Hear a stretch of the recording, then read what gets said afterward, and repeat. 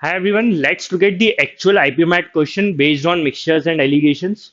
So here we are given that an alloy P has copper and zinc in the proportion of 5:2, while another alloy Q has the same metals in the proportion of 3:4.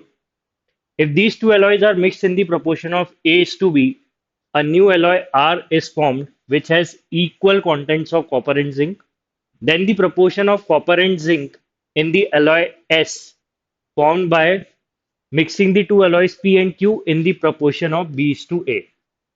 Basically यहाँ पे question ये है कि अपने पास एक alloy है P जिसमें copper और जिंक का रेशियो क्लियरली गिवन है, that is 5:2,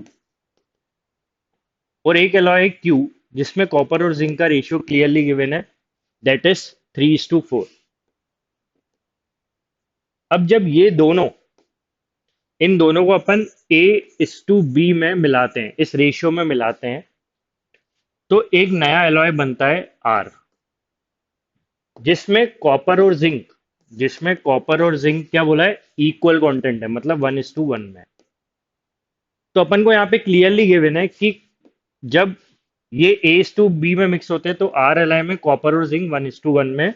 now question is asking that कि अगर ये P और Q A:B की जगह B:A में मिला दें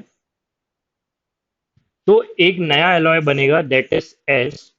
उसमें कॉपर और जिंक का रेशियो क्या होगा, ये क्वेश्चन है. ठीक है, क्वेश्चन समझ गए तो उसके बाद अपन एलिगेशन टेक्निक लगाएंगे और पता करेंगे कि फाइनल एस एलॉय में कॉपर जिंक का रेशियो क्या होगा. तो पहले अपन को बहुत क्लियरिटी रखनी है कि पी एलॉय में कॉपर जिंक पता है, क्यू में कॉपर जिंक पता है, आर में भी पता है. ठीक है, जो इन दोनों से मिलके बना है जब ये दोनों A:B में मिले थे. अब इनको पी और क्यू को आप B:A में मिलाओगे तो एस एलॉय बनेगा, उसमें कॉपर जिंक निकालना है. तो सबसे पहले अपन क्या करने वाले हैं, अपन एलिगेशन टेक्निक लगाएंगे फर्स्ट केस में जब ये दोनों A:B में मिले थे. तो इसमें अपन को यहाँ पे क्लियरली गिवन है, अगर आप यहाँ पे देखो कि P में कॉपर, अगर जब भी एलिगेशन लगाते हैं और अपने पास मिक्सचर है तो अपन किसी एक मेटल पे काम करेंगे, या तो कॉपर पे काम कर लो या जिंक पे. तो अपन कॉपर पे काम कर रहे हैं, तो P एलॉय में कॉपर कितना है, 5/7 होगा क्योंकि 5:2 रेशियो है, और Q एलॉय में कॉपर होगा 3/7. ठीक है, तो यहाँ पे अगर अपन देखें कि P एलॉय में कॉपर है 5/7 और Q एलॉय में कॉपर है 3/7. ठीक है, और इनसे मिलके जो बना था अपना एलॉय आर, उसमें कॉपर कितना है, 1:2. ठीक है, तो ये वैल्यूज अपन यूज करेंगे एलिगेशन में. तो यहाँ पे अपन देख रहे हैं कि पी एलॉय में ज्यादा कॉपर है, क्यू में कम है. तो पी एलॉय को अपन राइट साइड में लिख लेते हैं, दैट इज 5/7. तो ये हो गया 5/7. ठीक है, और ये हो गया आपका 3/7, दैट इज क्यू एलॉय में. और इन दोनों को मिक्स किया था तो जो एलॉय बना था आर, जो नया एलॉय बना था, उसमें कॉपर और का रेशियो है 1/2.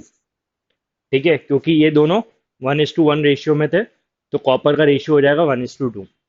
अब अपन यहाँ पे ये देख सकते हैं कि ये एलॉय है अपना Q, ये एलॉय है अपना P, और ये एलॉय है अपना R. तो अपन रेशियो, अपन को पता है ये A:B में मिक्स हुए थे, P लिया था A यूनिट, Q लिया था B यूनिट. तो P लिया था A यूनिट और Q लिया था B यूनिट. तो आप यहाँ से क्या पता कर सकते हो, आपके पास ये वैल्यूज है तो आप A:B का रेशियो क्लियरली पता कर सकते हो by the concept of alligation. तो अपन को पता है कि ये जो डिफरेंस है, this will be proportional to B and इसका difference will be proportional to A. But वो डिफरेंस लेने से पहले अपन कैलकुलेशन को इजी कर लेते हैं कि यहाँ पे अपने पास तीन फ्रैक्शन है जिसका डिनोमिनेटर डिफरेंट है. तो 7 और 2 का आप एलसीएम ले लो डिनोमिनेटर्स का, तो वो आएगा 14. तो इसको 14 बना लो 2 से मल्टीप्लाई करके, और इसको 7 से मल्टीप्लाई करके, और इसको भी 2 से मल्टीप्लाई करके. तो इससे क्या होगा, आप डिफरेंस लोगे तो इजी होगा. तो अब तीनों का बेस है 14. अब इसमें इसका डिफरेंस कितना है, 5 × 2 10, 1 × 7 7, 10 - 7. तो ये प्रपोर्शन अपन यहाँ लिख देंगे तो ये हो जाएगा 3/14. ठीक है, और ये 1 × 7 7, 3 × 2 6. तो that means 7 - 6, that is 1:14. Okay, so that means ये आपका 14 और 14 तो कैंसिल हो जाएगा. सो फाइनल रेशियो आपका आ गया 3:1. इसका मतलब ये हो गया कि P और Q अपन ने देखा A:B आ रहा है 1:3, मतलब P और Q जब 1:3 में मिलाए जाते हैं तो R एलॉय बनता है। अब आपको क्या करना है, इसी P और Q को B:A में मिलाना है, मतलब 3:1 में मिलाना है। ऑर्डर क्लियर रखना, B:A में, क्योंकि A 1 है, B 3 है। तो अब अपन को, जैसे आपने देख रहे हो कि P एलॉय पहले 1 यूनिट था और Q 3 था, अब जस्ट उल्टा होने वाला है कि जो P है वो 3 हो जाएगा और Q जो है वो 1 यूनिट मिक्स होगा और क्या बनेगा, S एलॉय, और उसमें कॉपर और जिंक फिर अपन को निकालना है। ठीक है, तो ये काम अपन करते हैं। ठीक है, अब इसमें वापस एलिगेशन लगा लेते हैं कि Q एलॉय जो है उसमें तो कॉपर ज्यादा ही है। अपन एलिगेशन अगेन किस पे लगा रहे हैं, कॉपर पे ही लगा रहे हैं। तो Q एलॉय में कॉपर 3/7 है, P एलॉय में कॉपर है अपना 5/7। अब जो इनको मिला के जो S बनेगा उसमें तो पता ही नहीं है क्या होगा, कॉपर जिंक वो निकालना है। लेकिन हमको अब ये पता है कि Q और P अब मिलने वाले हैं। किसमें, P का B यूनिट लेना है, Q का A। तो P को आपको लेना है A यूनिट और Q को लेना है आपको, सॉरी, P को आपको लेना है B यूनिट और Q को आपको लेना है A यूनिट। ठीक है, क्योंकि P पहले A यूनिट में मिक्स होता था और अब B यूनिट में होगा। तो इसके बाद अपन को वैल्यूज पता है। B की वैल्यू कितनी है, दैट इज 3 एंड A की 1। सो that is 1 and that is 3। मतलब बस रेशियो रिवर्स हो रहा है। अब आपको बताना है एस एलॉय में कॉपर कितना होगा। एक बार एस एलॉय में कॉपर मिल गया तो जिंक भी मिल जाएगा। ठीक है, तो अगेन यहाँ पे अपन क्या करें कि वेटेड एवरेज लगा दे तो ज्यादा इजी पड़ेगा कि एस एलॉय में कॉपर कितना है, this into this 3/7 into 1 plus 5/7 into 3 divided by 1 + 3 that is 4। तो मैं एक पॉइंट रिकमेंड करूंगा कि जब भी आपको बीच का रेशियो निकालना हो, ठीक है, तो आप वेटेड एवरेज लगाएं, क्योंकि वेटेड एवरेज को ही अपन एलिगेशन से सॉल्व करते हैं ग्राफिकली। बट एलिगेशन ज्यादा सही तब रहता है जब आपको ये वाले रेशियो निकालने और ऊपर की तीनों वैल्यू पता है तो अपन एलिगेशन लगा लें।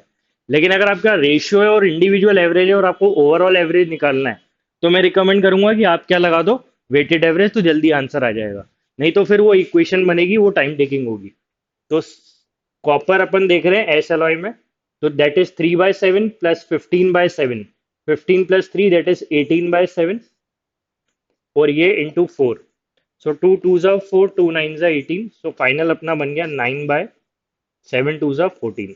सो वी गॉट एस एलॉय में कॉपर का रेशियो है, कॉपर है 9/14, मतलब एस एलॉय में जो कॉपर है वो 9 यूनिट होगा। ठीक है, और 14 मतलब टोटल, मतलब जिंक कितना होगा, 14 माइनस 9 दैट इज 5।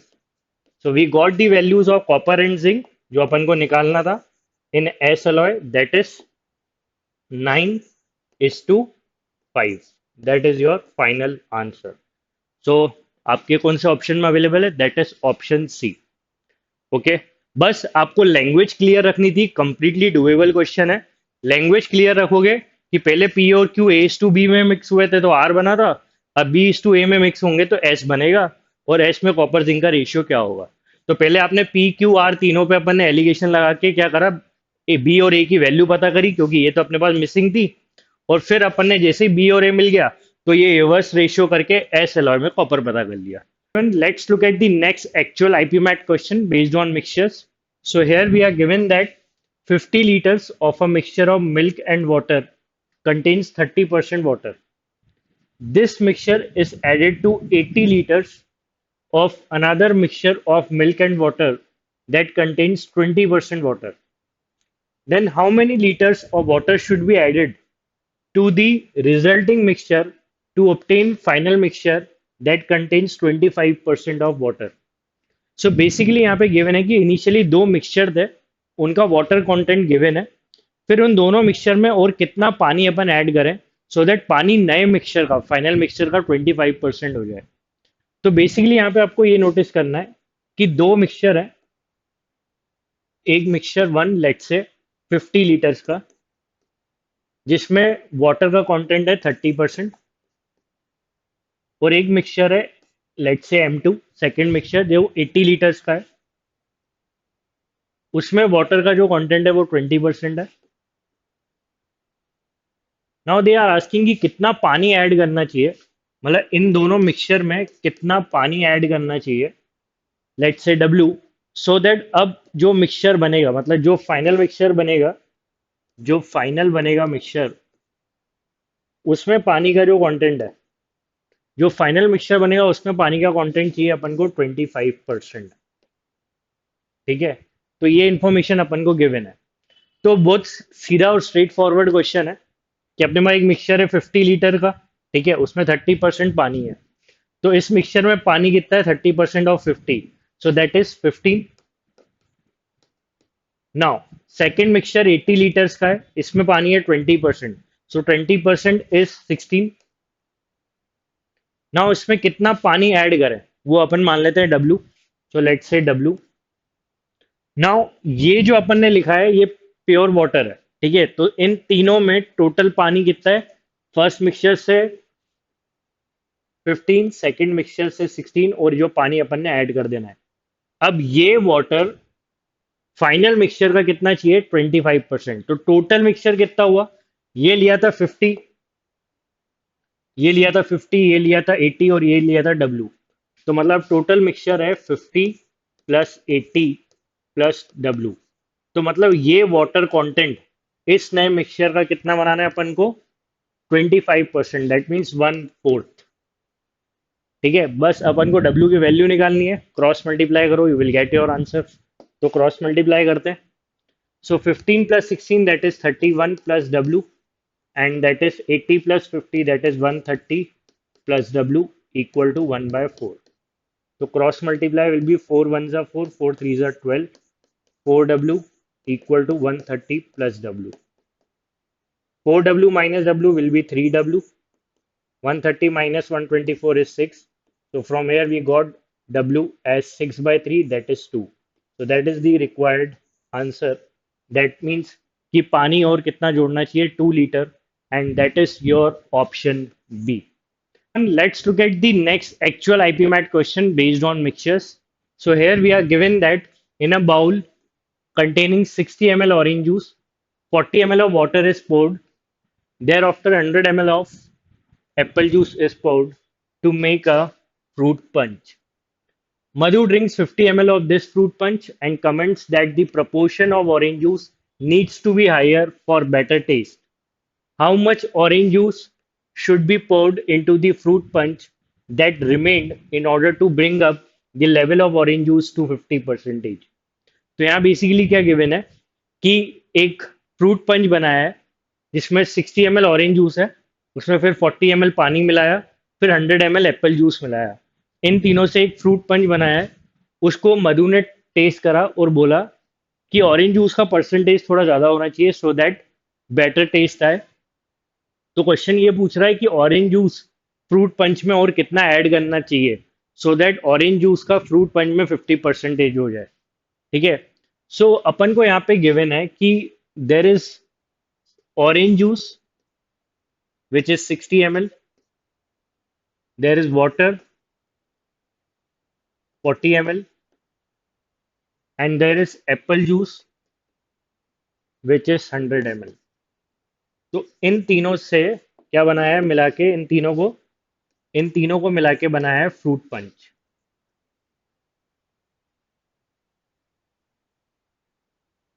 तो फ्रूट पंच जो बना है वो कितने का बना है, 60 plus 40 plus 100, that is 200 ml का फ्रूट पंच बनाया है। ठीक है, अब यहाँ पे इस 200 ml में 50 ml मधु टेस्ट करती है। 50 ml फ्रूट पंच मधु ने टेस्ट किया आउट ऑफ 200 ml। तो 50 ml मधु ने टेस्ट किया फ्रॉम 200 ml, दैट मीन्स उसने कितना टेस्ट करा, 1/4। तो मतलब 200 ml का 1/4 उसने टेस्ट किया। तो 50 ml जो उसने टेस्ट किया है जो कि 200 ml का 1/4 है, सो दैट मीन्स इन तीनों इंडिविजुअल क्वांटिटी का 1/4 कम हो गया। ठीक है, तो क्या क्या बचा, 3/4। इसका भी 3/4 बचेगा, इसका भी 3/4 बचेगा, क्योंकि इन तीनों का 1/4 जो है वो 50 ml में प्रेजेंट होगा। मतलब कैसे, देखो 50 ml मधु ने ड्रिंक किया था जो कि पूरे मिक्सचर का, जो कि पूरे फ्रूट पंच का 1/4 है। तो इसका 1/4 जाएगा ऑरेंज जूस का, 1/4 of 60 is 15। Okay, 1/4 of water is for 10 and 1/4 of apple juice is 25.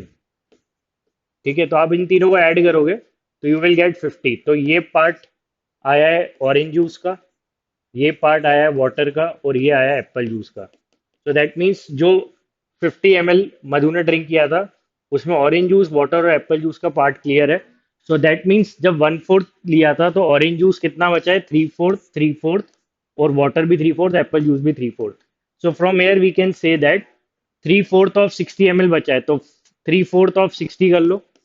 3/4 of 60, that is 4 into 15, 16, 15 threes are 45।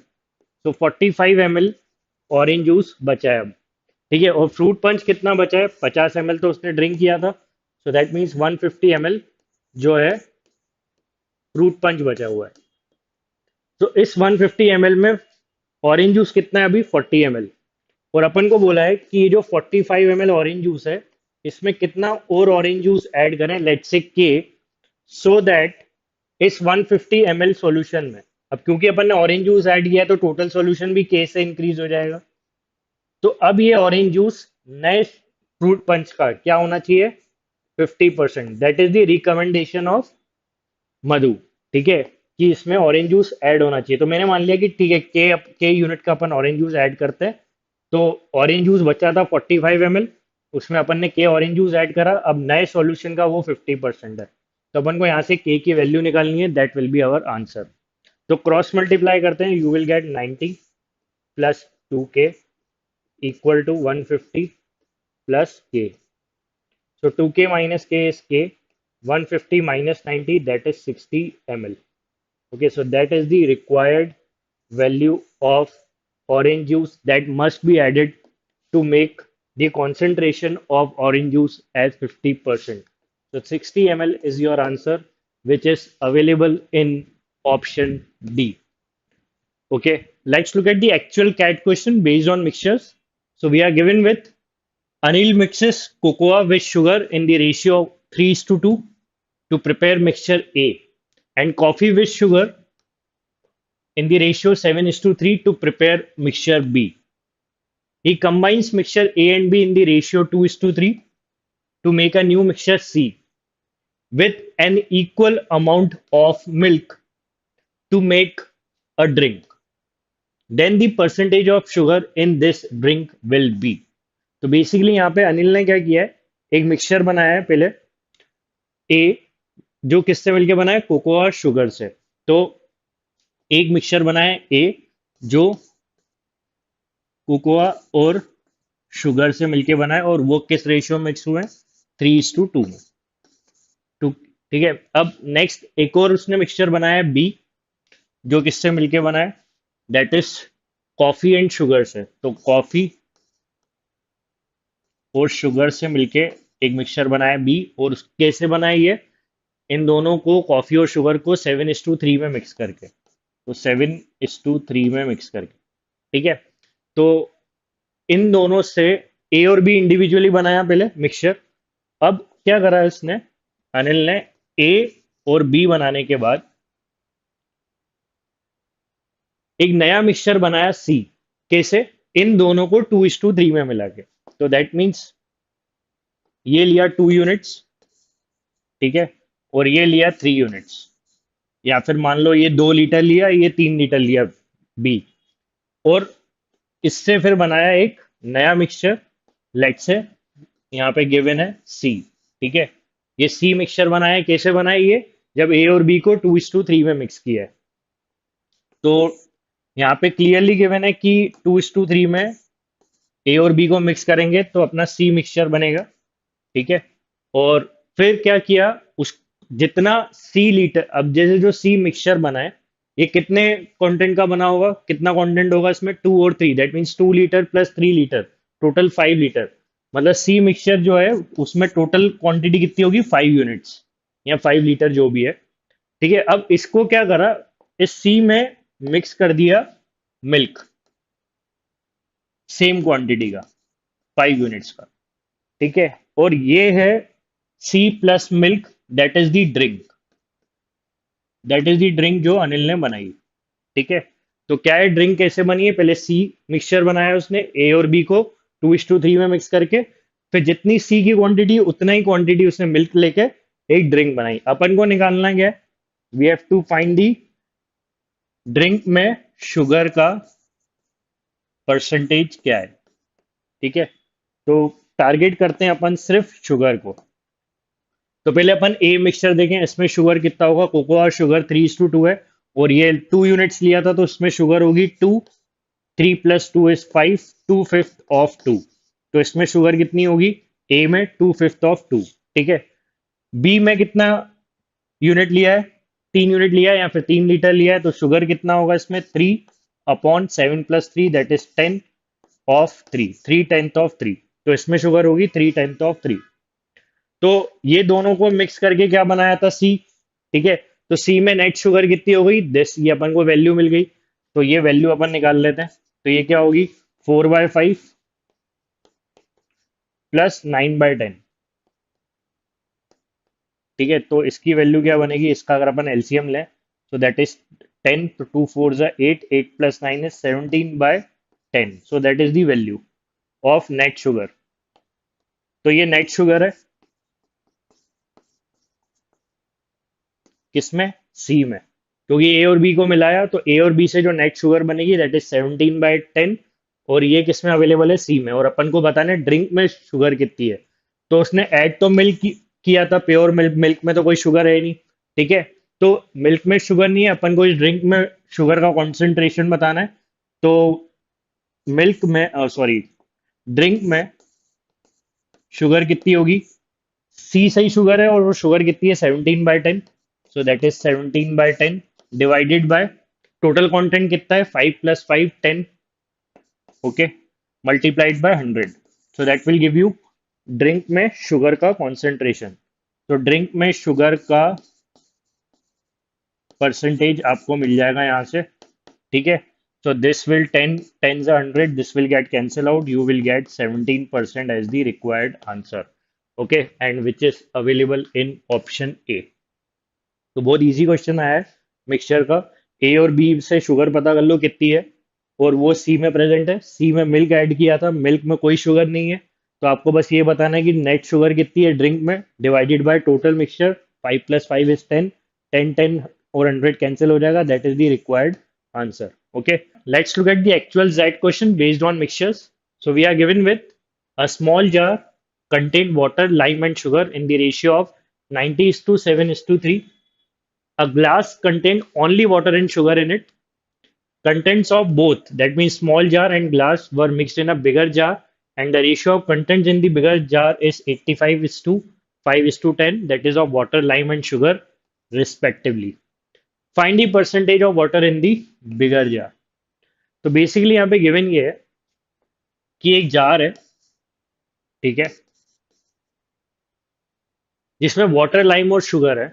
तो वाटर है, लाइम है और शुगर है, उसका रेशियो गिवन है 90:7:3। अब इस जार का कंटेंट को क्या करा, glass content only water and sugar, उसमें मिक्स कर दिया। तो इस जार के कंटेंट में अपन ने क्या करा, एक कोई ग्लास था जिसमें क्या था प्रेजेंट, सिर्फ वाटर और शुगर, सिर्फ वाटर और शुगर, ये दोनों के कंटेंट जो है मिक्स कर दिए। So that is glass. They were mix in a bigger jar, तो इनको मिक्स करा एक बिगर जार में। ठीक है, तो एक बड़ा सा जार लिया और इन दोनों का कंटेंट मिक्स कर दिया। अब जो बड़ा जार है उसमें तीनों का रेशियो गिवन है, किसका, वाटर का, लाइम का और शुगर का, जो कि हो गया 85:5:10। ठीक है, तो आपको बताना है इस बिगर जार में, दिस बिगर जार, इसमें वाटर का परसेंटेज कितना है, परसेंटेज निकालना है अपन को वाटर का। नाउ आपको इसमें एक पॉइंट ध्यान देना है ये, कि जब आपने जार और ग्लास का कंटेंट मिक्स किया था तो ग्लास में तो सिर्फ वाटर और शुगर था, यहाँ पे लाइम तो था ही नहीं, सिर्फ लाइम यहाँ पर फर्स्ट जार में, स्मॉलर जार में। और बिगर जार में अगर अपन देखें तो लाइम हो जा रहा है 5 यूनिट्स, और यहाँ पे पहले था 7 यूनिट्स। तो लाइम जो है चेंज होता हुआ दिख रहा है, लेकिन आपने यहाँ बीच में ग्लास में कोई लाइम का कुछ भी ऐड नहीं किया था। सो दैट मीन्स अगर मान लो कि जार में total content 90 plus 7, 97 plus 3 100, so that means मैं मान लेता हूँ कि टोटल 100x है। This is 90x, this is 7x and that is 3x। ठीक है। और यहाँ पे बिगर जार में 85 plus 5 90 plus 100 that is 100y। तो मैं टोटल मान लेता हूँ 100y बिगर जार में, तो that is 85y and that is 5y and that is 10y। Now आप ये देख सकते हो कि यहाँ पे जो लाइम है और यहाँ पे जो लाइम है वो सेम ही होना चाहिए, क्योंकि आपने लाइम तो ग्लास में ऐड किया नहीं था। So from here we can say that कि स्मॉलर जार में जो लाइम है that is 7x, this must be equal to this 5y। Okay, और we can say that x by y का अगर अपन रेशियो देखें सो दैट इज 5/7। तो x minimum 5, y minimum 7 है। तो यहाँ से आपको x और y की वैल्यू मिल गई। ठीक है। तो आप x को 5 और y को 7 ले लो। तो अब मुझे क्या बताना है भाई, कि जो बिगर जार है, और वैसे भी परसेंटेज में बताना है तो आप ये रेशियो की वैल्यू यूज कर सकते हो। तो बिगर जार में टोटल कंटेंट है 100y, तो y अपन ले लेते हैं 7। तो टोटल कंटेंट है 100 इंटू 7, ये टोटल कंटेंट है बिगर जार में 100 इंटू वाई, जिसमें मुझे वाटर का परसेंटेज बताना है। वाटर क्या है 85y। ठीक है, तो दैट इज 85y, वाई अपन यूज करेंगे 7। तो ये हो गया अपना क्या, वाटर ओवर टोटल। ठीक है, तो यहां से आपको मिल जाएगा वाटर का परसेंटेज। तो वाटर अपॉन टोटल आपको है अवेलेबल, इंटू 100 कर दो क्योंकि परसेंटेज में आंसर चाहिए। तो क्वेश्चन हो गया सॉल्व। 7 से 7 कैंसिल, 85/100 ये cancel, that is 85% is the required percentage of water in bigger jar which is available in option E. ठीक है। Now look at the actual CAT question based on mixtures. Here we are given that a jar contains a mixture of 175 ml water and 700 ml alcohol. Robin takes out 10% of mixture and substitutes it by water of same amount. The process is repeated once again. The percentage of water in the mixture is now. So here we are given that there is a jar which contains water 175 ml and alcohol 700 ml initially. That means total 875 ml. So total volume jar के अंदर total content कितना है 875 ml. Robin takes out 10% mixture and replaced by water. Then it is repeated once again, तो ये एक बार फिर से replacement करता है रॉबिन। 10% मिक्सचर बाहर किया उसने एंड देन फिर से वाटर से रिप्लेस कर दिया। So we have to find the final percentage of water in the jar after two such replacement. So as you can see that हर बार रिप्लेसमेंट वाटर का हो रहा है, तो दैट मीन्स एल्कोहल का कंटेंट कम होता जाएगा। So we can find the alcohol left. Initially alcohol कितना था 700 ml, 10% बाहर हुआ, दैट मीन्स 90% बचा है अब। क्योंकि 10% मिक्सचर ड्रॉ होता है तो जो भी कंटेंट होता है इंडिविजुअली 10% कम हो जाएगा। तो वाटर बच जाएगा 90%, एल्कोहल बच जाएगा 90%। सो फर्स्ट रिप्लेसमेंट के बाद एल्कोहल तो 90% बचेगा, देन फिर वाटर आया तो फिर वाटर का कंटेंट बढ़ जाएगा। लेकिन फिर मिक्सचर निकाला उसने सेकेंड टाइम 10%, तो एल्कोहल तो पहले जितना था वो यही है 700 इंटू 90%। अब 10% मिक्सचर निकालेंगे तो फिर जो एल्कोहल ऑलरेडी बचा हुआ था और वाटर, वो दोनों फिर से 10% कम हो जाएंगे। तो दैट मीन सेकेंड टाइम पे alcohol will be 90% of 700 into 90%। तो जो फर्स्ट रिप्लेसमेंट के बाद बचा था उसका 90% बचेगा सेकेंड रिप्लेसमेंट में। ठीक है, तो यहाँ से अपन एल्कोहल लेफ्ट पता कर सकते हैं। फाइनली ये दो रिप्लेसमेंट के बाद इसके अंदर एल्कोहल कितना है, और टोटल तो 875 ml, टोटल कंटेंट तो 875 ml ही मेंटेन रहेगा, बिकॉज जितना ड्रॉ कर रहे हैं उतना ही रिप्लेस कर रहे हैं पानी से। तो टोटल वॉल्यूम तो 875 ml ही रहेगा। So from here we can say that this will be 100 into 7 700 this zeros will get cancelled out. So that is 9 into 9, 81 into 7. So that is 567. So we got that कि दो replacement के बाद alcohol is 567 ml. Okay, so that is 567 ml. So from here we can say that water left will be, तो total कितना है 875 ml content, उसमें से alcohol अपन minus कर देते हैं तो we will get water. So total content में से अपन ने अल्कोहल माइनस कर दिया. तो 875 माइनस 567. सो 875 माइनस 575 कर लो, यू विल गेट 300. बट आपने एक्स्ट्रा कितना सब्ट्रैक्ट करा 8, तो that is 308 will be the water left. But we are looking the water in terms of percentage. So percentage of water left will be 308 divided by out of 875 multiplied by 100. So this will give you 25 into 400. 25 into 32 is 800. So that means this will be 35. अब ये 7 से cancel कर लो. 7 into 5 is 35. 7 4s are 28. 28. Now 44 into 4. 4 into 45. That is 180 minus 4. 176 by 5. So 5 3s are 15. And that is 5 5s are 25. That is 35.2%. Which is option D. So final percentage of water after two replacement is 35.2%, which is option D. Clear? Now look at the actual CAT question based on mixtures and allegations. Here we are given that from a container filled with milk, 9 liters of milk are drawn and replaced with water. Next, from the same container, 9 liters are drawn and again replaced with water. If the volume of milk and water in the container are now in the ratio of 16:9, then the capacity of the container in liters is. So here we have a container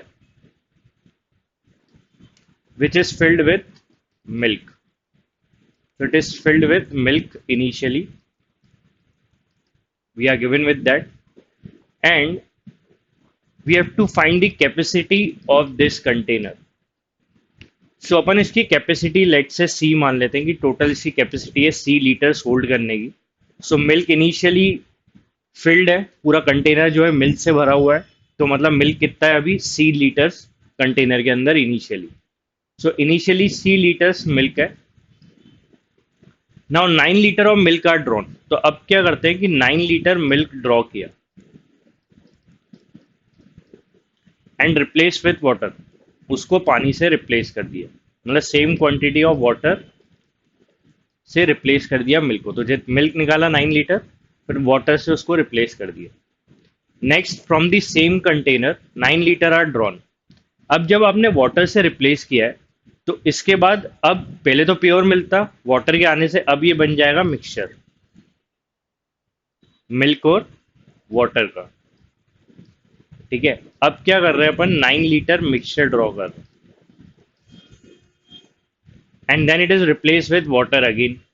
same quantity का water replace, same quantity से water से replace कर दे रहे हैं.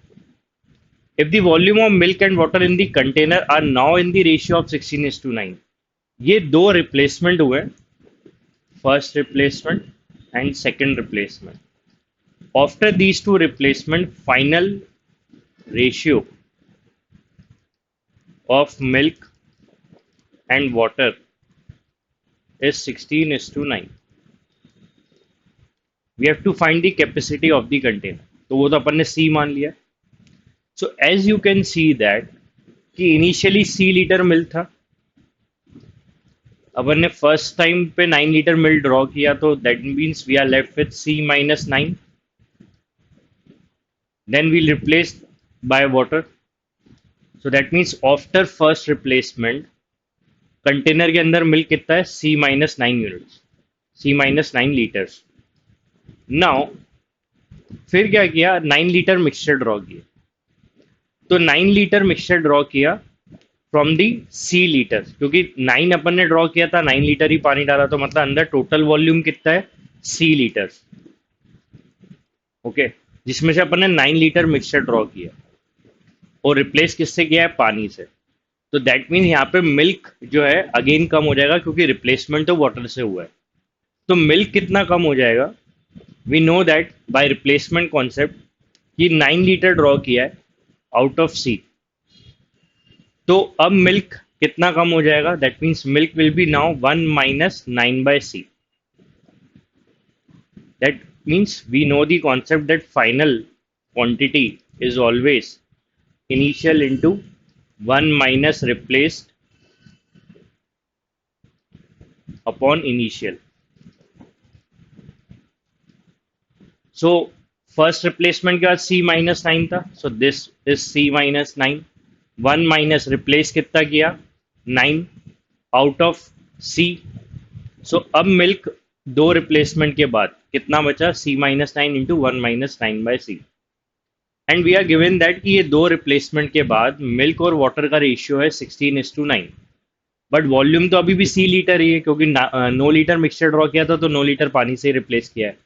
तो इसमें volume तो अभी भी सी लीटर ही है।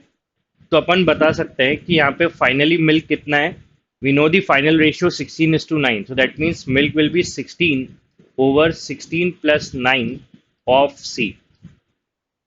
Okay, by the ratio concept, कि अगर टोटल सी लीटर है और मिल्क और वाटर 16:9 में, तो मिल्क का पार्ट कितना होगा, 16/25 इंटू सी।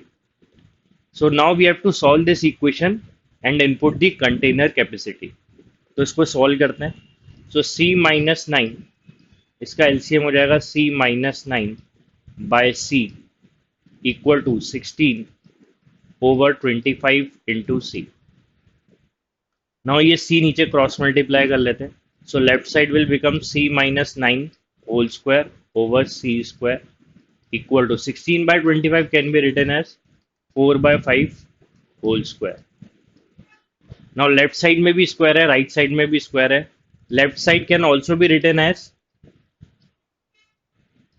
इसको अपन लिख सकते हैं c minus 9 का और c का होल स्क्वायर, क्योंकि c minus 9 का होल स्क्वायर है न्यूमरेटर, एंड ये क्रॉस मल्टीप्लाई से भी c का होल स्क्वायर हुआ था। ठीक है, तो अब दोनों लेफ्ट साइड और राइट साइड सेम क्वांटिटी है।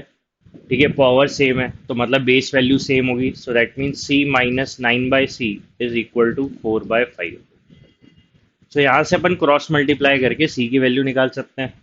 सो this will be 5c minus 45 equal to 4c। 4c left में आएगा तो c बचेगा, 5c minus 4c c, 45 right में, सो that is 45 litres. So we got the capacity of container that is 45 liters, and you have to input only 45. Clear? Now look at the next question. We are given that there are two drums, each containing a mixture of paints A and B. In drum 1, A and B are in the ratio of 18:7. The mixture from drum 1 and 2 are mixed in the ratio 3:4. And in the final mixture, A and B are in the ratio of 13:7. In drum 2 A and B were in the ratio. तो यहाँ basically क्या given है कि दो drums हैं, drum 1 और drum 2, जिसमें ए और बी पेंट है। ड्रम 1 में ए का और बी का रेशियो गिवन है 18:7, एंड ड्रम 2 में अपन को वो रेशियो नहीं पता है। लेकिन जब इन दोनों को मिक्स किया गया तो जो मिक्सचर बना है A/B का, वो फाइनल है 13:7। And we have one more information that drum 1 and drum 2 were mixed in the ratio of 3:4। तो ये दोनों ड्रम 1 और ड्रम 2 3:4 में मिक्स हुए थे। अपन को बताना है कि ड्रम 2 में ए और बी का रेशियो कितना है।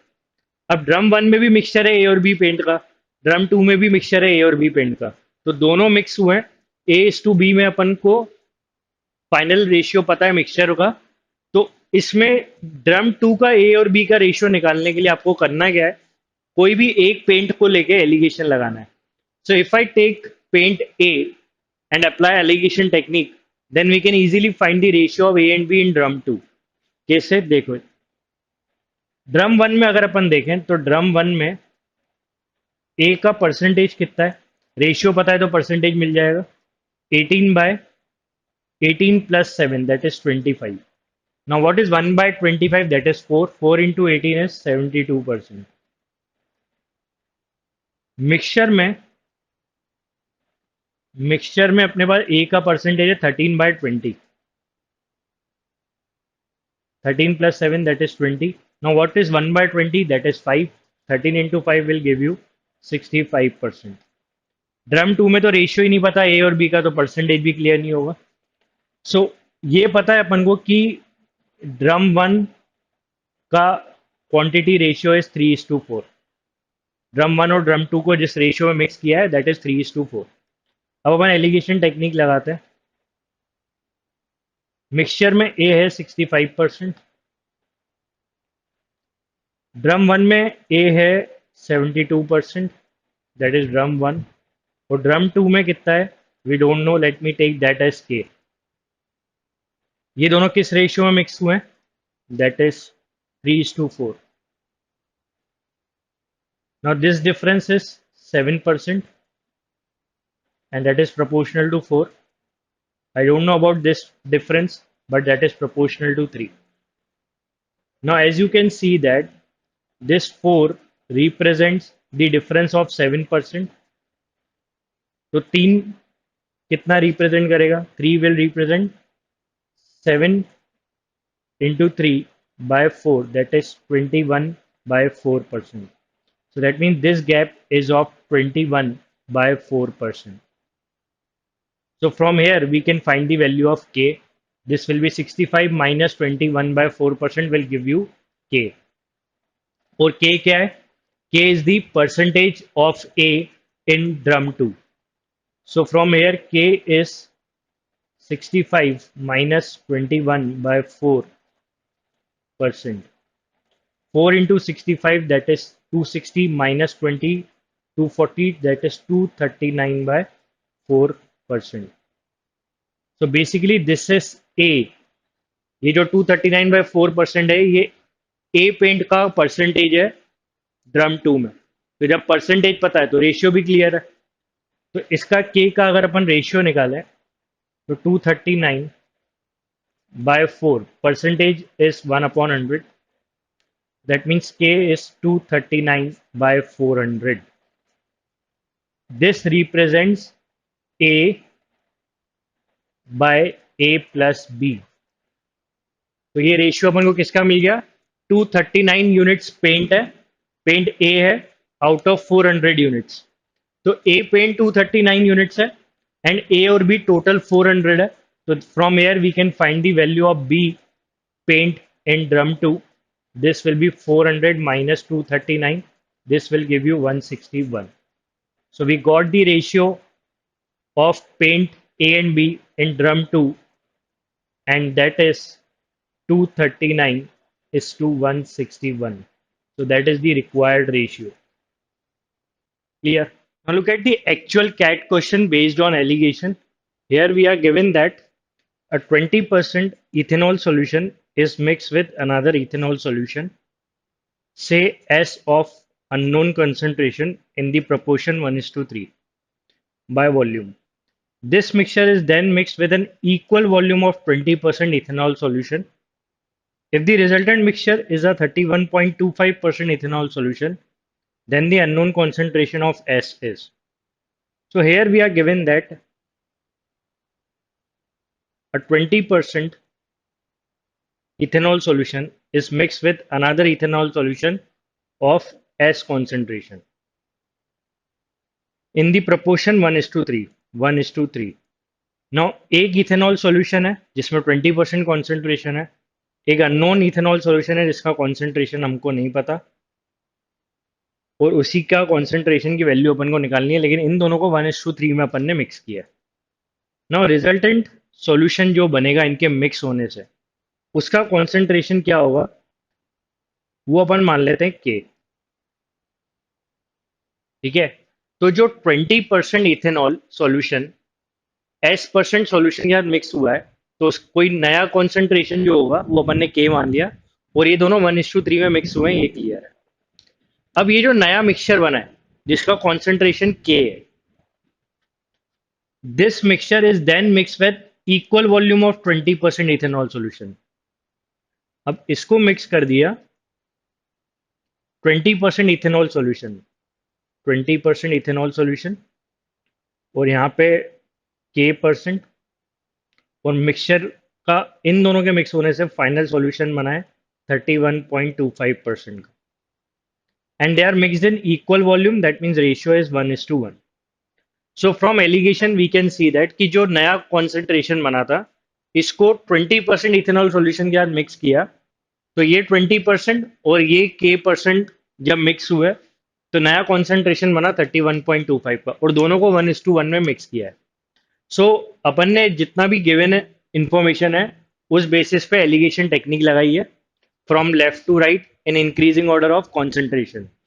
तो इसका वॉल्यूम अपन को गिवन था 20% इथेनॉल सॉल्यूशन और अननोन सॉल्यूशन का 1:3। फिर जो नया मिक्सचर बना उसको अपन ने के परसेंट को नए इथेनॉल सॉल्यूशन जिसका कॉन्सेंट्रेशन 20% है उसको 1:1 में मिलाया, तो फाइनल कॉन्सेंट्रेशन पता है। Now, with the help of eligation technique, we will find the value of K. So now we know very well that this gap will be proportional to 1. Now, this is the gap of 11.25. 11.25% का gap है. This represents 1. So that means this one is also proportional to 11.25. So from here we can say that 31.25 plus 11.25 will give you K. So K is basically 31.25 plus 11.25. So that is 31.5, 32, that is 42.5, that is the value of K. So we got the concentration K, that is 42.5%. तो अपन ने क्या करा, ये gap identify कर लिया given gap से, तो 31.25 में 11.25 ऐड करेंगे, you will gate 42.5, that is the concentration of के। ओके, तो जो ये दोनों मिक्स हुए थे तो उनका जो रिजल्टेंट कॉन्सेंट्रेशन था वो कितना है 42.5%। So from here we can find the value of S now, क्योंकि we know the value of K. So this is 20। Now this mixture is 42.5 and we have to find the value of S. They were mixed in the ratio of 1:3. Now this gap, which is of 22.5, so this is proportional to 3 and we have to find this gap कि 1 से proportional क्या होगा. So this is the gap of 22.5. So 3 represents 22.5. So what will 1 represent? So 1 will be 22.5 divided by 3. So that is 3 sevens are 21. That is 7.5. So this gap is of 7.5. So from here I can find the value of S, which will be 42.5 plus 7.5. So that is 50%. So we got the concentration of S, that is 50%, which is option A. Clear? Now look at the next question. We are given that two alcohol solutions A and B are mixed in the proportion 1:3 by volume. The volume of mixture is then doubled by adding A such that resultant mixture has 72% alcohol. If solution A has 60% alcohol, then percentage of alcohol in solution B is. So here we have two solution A and B. Initially वो 1:3 में mix हुए थे, उसके बाद इस mixture का volume जो है डबल कर दिया, इसे ए को एक्स्ट्रा ऐड करके। तो अभी अपन देखें तो ये रेशियो टोटल कितना है 4। अब 4 को उन्होंने क्या कर दिया डबल, दैट मीन्स 8 कर दिया। तो ये 8 तो हुआ है ए के ऐड होने से, 3 तो एज इट इज रहेगा। तो बी का जो पार्ट है वो एज इट इज रहेगा, तो 8 - 3 मतलब ए का अब नया रेशियो हो गया 5। तो अब ए और बी का रेशियो फाइनल हो गया कि जब सॉल्यूशन डबल हुआ एल्कोहल का तो बी पार्ट तो उतना ही है लेकिन ए पार्ट 5 हो गया है। तो अब नया रेशियो 5:3 का है, अब नया रेशियो A:B का है 5:3। क्लियर? अब क्या बोला है कि अपन को रिजल्टिंग मिक्सचर जब अपन ने ए ऐड करा तो अब रिजल्टिंग मिक्सचर में 72% एल्कोहल है और ए में दिया हुआ है 60% एल्कोहल। आपको बताना है कि सॉल्यूशन बी में कितना परसेंटेज एल्कोहल है, तो ये आपको बी में बताना है। तो इस पे अपन एलिगेशन लगा लेते हैं। रेशियो पता ही है अपन को, A:B 5:3 में मिक्स हुआ है। तो ये ए है, ये बी है, और ये उनका फाइनल मिक्सचर है। अब यहाँ पे देखें ये डिफरेंस कितने का है, 12। It is proportional to 3। तो 3 में क्या मल्टीप्लाई करूँ, 12, सो दैट इज 4। तो यहाँ पे भी 4 मल्टीप्लाई कर दो। 5 × 4 = 20, तो दैट मीन्स ये गैप 20 का है। तो 72 में 20 ऐड करोगे तो you will get 92। So that means alcohol का परसेंटेज 20 सॉल्यूशन में कितना है, 92। That is option B. Clear? Now look at the next question. We are given that if a certain weight of an alloy of silver and copper is mixed with 3 kg of pure silver, the resulting alloy will have 90% silver by weight. If the same weight of the initial alloy is mixed with 2 kg of another alloy which has 90% silver by weight, the resulting alloy will have 84% silver by weight. Then the weight of initial alloy in kg is. So यहाँ अपन को given है कि एक weight है alloy का, alloy silver and copper का है, उसको मिक्स कर दिया 3 kg ऑफ प्योर सिल्वर से। मतलब एक एलॉय 1 सिल्वर और कॉपर का, ठीक है, उसको मिक्स कर दिया अपन ने सिल्वर के साथ 3 kg। Resulting alloy will have 90% silver by weight. तो जो एलॉय बनेगा फाइनल न्यू एलॉय, उसमें 90% सिल्वर है। ये अपन को गिवन है।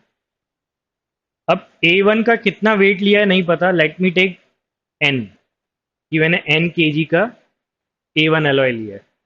सेम सिचुएशन दिए, if same weight of initial alloy that means A1 is mixed with 2 kg of another alloy which has 90% silver by weight।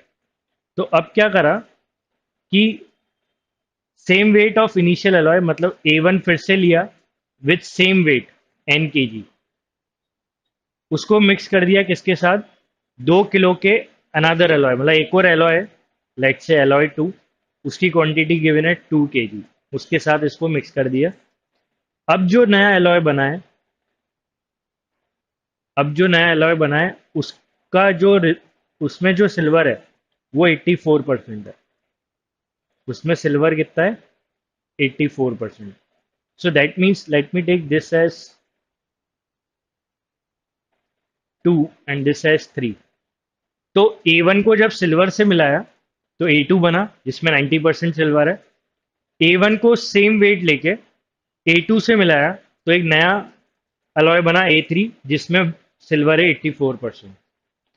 अब अपन से बोला है वेट ऑफ इनिशियल एलॉय, मतलब अपन को ये N की वैल्यू फाइंड करनी है कि जो दोनों केस में A1 अपन ने लिया है उसमें N की वैल्यू क्या है, कितने वेट का एलॉय अपन ने A1 यूज किया है। तो पहली सिचुएशन अगर अपन देखें, इसमें अगर अपन एलिगेशन लगाते हैं तो यहाँ पे A1 में सिल्वर कितना है नहीं पता, लेकिन यहाँ पे 3 kg सिल्वर है और यहाँ 90% सिल्वर है। अपन ने प्योर सिल्वर के साथ मिक्स किया है, तो प्योर सिल्वर मतलब 100% सिल्वर, वो कितना लिया है, 3 kg। A1 में सिल्वर नहीं पता कितना है और उसको लिया कितना अपन ने, N kg, जो अपन को N निकालना है। लेकिन ये दोनों मिक्स हुए तो A2 में सिल्वर कितना है, 90%। सिमिलरली ये सिचुएशन देखें सेकंड वाली, इसमें भी ऐसा ही कुछ है कि A1 में सिल्वर कितना है नहीं पता, लेकिन लिया वो भी N kg है, और A2 सेकेंड एलॉय जो है वो 2 kg लिया है, और जो सेकेंड एलॉय लिया है उसमें 90% सिल्वर है, इसमें भी 90% सिल्वर है गिवन है। ठीक है, तो ये हो गया 90%। अब जो रिजल्टिंग एलॉय है उसमें 84% सिल्वर है, ये गिवन है। तो अब इसको ध्यान से देखना, ये गैप कितने का है, 10 का, so that is proportional to this. And ये गैप कितने का है, A1 में सिल्वर का परसेंटेज नहीं पता, let me take that as x। तो ये गैप कितने का होगा, ये होगा 90 माइनस एक्स का गैप। तो 90 माइनस एक्स अपन यहाँ लिख देते हैं। अब ये गैप कितने का है, ये गैप है 6 का, सो दैट इज 6 हेयर। और ये गैप कितने का है, A1 में अपन ने माना था सिल्वर का परसेंटेज x, तो यहाँ अपन लिख देंगे 84 माइनस एक्स। अब इसमें अपन क्या करने वाले हैं, एक चीज अपन नोटिस करें, यहाँ दोनों जगह n जो है, यहाँ 10 है यहाँ 6 है, बट एलॉय वन तो सेम है, तो इसकी जो क्वांटिटी है, यहाँ पे 10 है यहाँ 6 है, तो इसको सेम करना पड़ेगा। तो 10 और 6 का एलसीएम क्या होता है 30, तो इसको अपन 30 बना लेते हैं इंटू 3 करके, तो यहाँ पे भी 3 मल्टीप्लाई होगा, और इसमें 5 मल्टीप्लाई करते हैं तो इधर भी 5 मल्टीप्लाई होगा।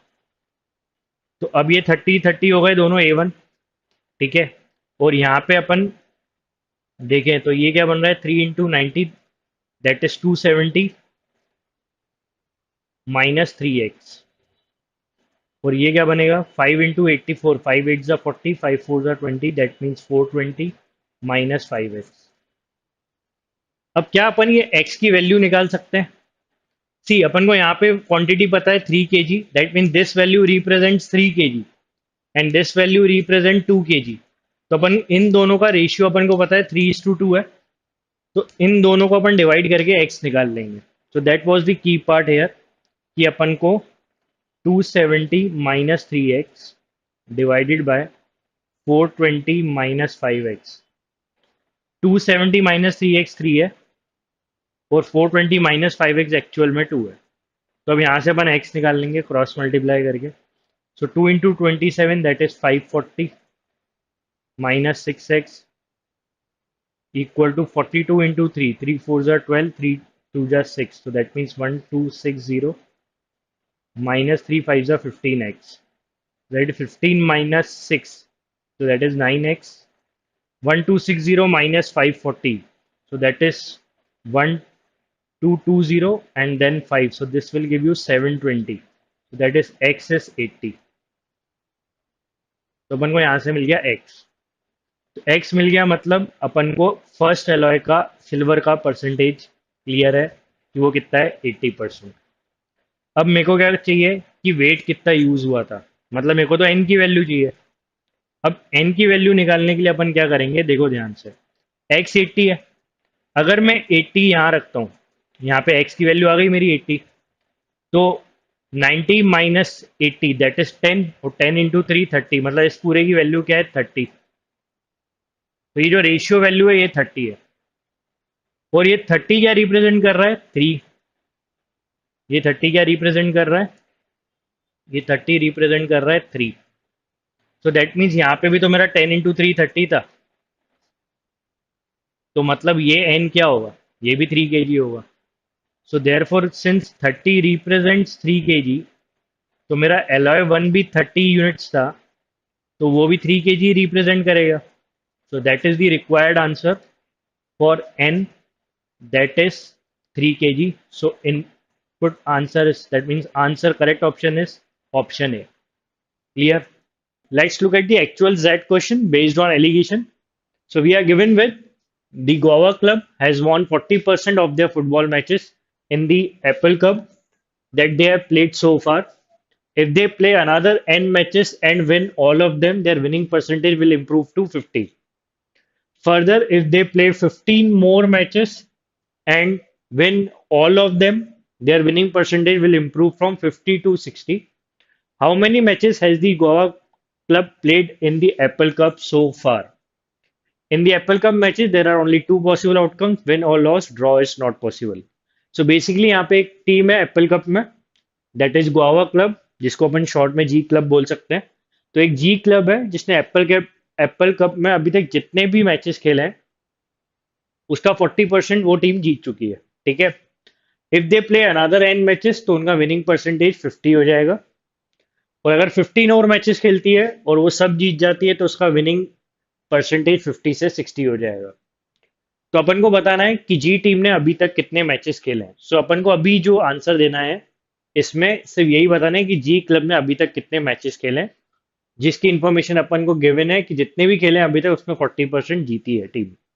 सो लेट्स से कि जी टीम ने जी टीम ने अभी तक के मैचेस खेले हैं। मैचेस प्लेड, और यही अपन को निकालना है। और इसमें अपन को दिया है कि अभी तक जितने मैचेस खेले हैं उसका 40% वो टीम जीत चुकी है। नेक्स्ट दिया है, अगर वो एन मैचेस और खेलती है टीम और वो सब जीत जाती है तो उसका विनिंग परसेंटेज 40 से 50 हो जाएगा। तो ये परसेंटेज 40 से 50% हो जाएगा अगर टीम के बाद एन मैचेस और खेलती है और सबके सब जीत जाती है, दैट मीन्स 100% विन। और यही 50 से आगे दिया है 60 हो जाएगा अगर 15 और मैचेस खेलती है और सब जीतती है। यही विनिंग परसेंटेज 60% हो जाएगा if team played further 15 matches and win all of them. ठीक है, तो अपन को क्या करना है, इस इंफॉर्मेशन से ये के की वैल्यू फाइंड करनी है। तो आप बेसिकली क्या कर सकते हो, यहाँ पे इसमें एलिगेशन टेक्निक लगा सकते हो। तो सबसे पहले अपन देखें कि इन दो पे अगर अपन एलिगेशन टेक्निक लगाते हैं, इन दो इंफॉर्मेशन पे, कि के मैचेस खेला 40% था विनिंग परसेंटेज, 40 से 50 हो गया एन मैचेस खेल के। ठीक है, और एन मैचेस का परसेंटेज भी गिवन है। तो अगर अपन फर्स्ट इंफॉर्मेशन पे एलिगेशन लगाएं तो 40% विनिंग परसेंटेज था, तब मैचेस कितने खेले गए थे के, जो अपन ने अज्यूम करा था। और जब एन मैचेस और खेलती है टीम, लेट से एन मैचेस और खेलती है और 100% उसका विनिंग परसेंटेज होता है, तो ओवरऑल एन मैचेस खेलने के बाद 40 से 50 हो जा रहा है ओवरऑल, तो that means this centre value is 50%। सो ये एलिगेशन टेक्निक लगा के अपन ये पता कर सकते हैं कि के मैचेस और जो एन मैचेस खेले हैं इनमें मैचेस का रेशियो क्या है। तो मैच का रेशियो देख सकते हैं एलिगेशन से, this difference is 50, 100 minus 50 which is proportional to k, 50 minus 40 that is 10, that is proportional to n. So that means 50 is proportional to k and this 10 is proportional to n. So by allegation we can say that k और n का जो ratio है, k is to n का ratio आ गया अपना 5:1। ठीक है, तो ये तो अपन को मिल गया कि ये k और n का रेशियो क्या है, दैट इज 5:1। तो फर्स्ट इंफॉर्मेशन से मिल गया अपन को। अब नेक्स्ट अपन को बताए कि अगर 15 मैचेस और खेले तो विनिंग परसेंटेज हो जाएगा 60। सो फिर से एलिगेशन टेक्निक लगा लेते हैं। तो दैट मीन्स के प्लस एन मैचेस में विनिंग परसेंटेज कितना था, 50। ओके, सो के प्लस एन मैचेस का विनिंग परसेंटेज 50 था। फर्दर 15 मैचेस खेले और उसका इंडिविजुअली 100% है, तो ऐसी सिचुएशन होती है तो ओवरऑल विनिंग परसेंटेज हो जाएगा 60। सो यहाँ से अपन के प्लस एन की वैल्यू निकाल सकते हैं एक्चुअल। तो अब यहाँ पे ये देखें कि ये जो डिफरेंस है that is 40 which is proportional to K plus N, and that is 10, 60 minus 50 which is 10 which is proportional to 15। तो आप ये देख सकते हो कि 10 represents 15। Okay, this difference of 10 represents 15 and this difference is of 40 which represents k plus n. 40 represents k plus n. So we can find the value of k plus n actual value, क्योंकि अपन को पता है this 10 represent 15, तो 40 कितना होगा, 10 से 14 जाने के लिए इंटू 4 कर दो, तो यहाँ पे भी इंटू 4 कर देना। ठीक है, तो यहाँ पे आपको क्या मिल जाएगा, 15 into 4 is 60, तो that means k plus n की actual value is 60. Okay, so we got the actual value of k plus n is 60 and we have to find the value of k, और अपन को k is to n का ratio पता है इस information से 5:1, so we can easily find the value of k. So k की value हो गई that is 5/6 of 60. Okay, so that is 50 matches. so G team ने अभी तक जितने मैच खेले that is 50 and that is the required answer. तो आप 60 को 5:1 में डिवाइड करोगे, you will get K as 50, that is available in option A. Okay, so I hope you got this. इस क्वेश्चन को पढ़ के ऐसा लगेगा कि परसेंटेज का प्रॉब्लम है, बट एलिगेशन से ये स्पीड में सॉल्व हो सकता है। जो मैंने कॉन्सेप्ट आपको यहाँ पे बताया ये आपको क्लिक होना चाहिए कि आप एलिगेशन टेक्निक कैसे अप्लाई कर पा रहे हो। ठीक है, so do revise and practice this concept. Thank you.